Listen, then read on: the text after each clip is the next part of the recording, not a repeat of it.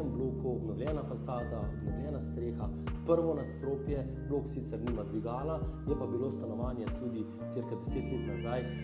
bolj kot ne v celoti obnovljeno, tako da nekih večjih investicij ni potrebnih ne na bloku, ne na stanovanju, pa gremo kar pogledati podrobnosti stanovanja.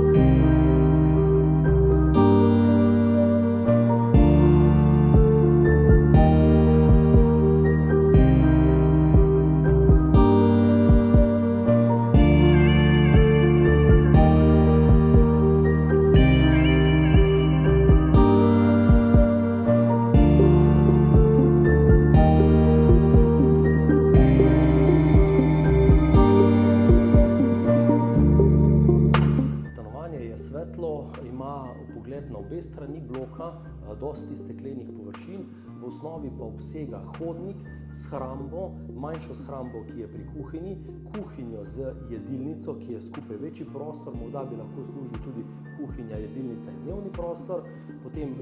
vmesni hodnik, ki ima dostop do ločenega WC-ja, do kopalnice z tuš kabino, kopalnica je bila popolnoma obnovljena,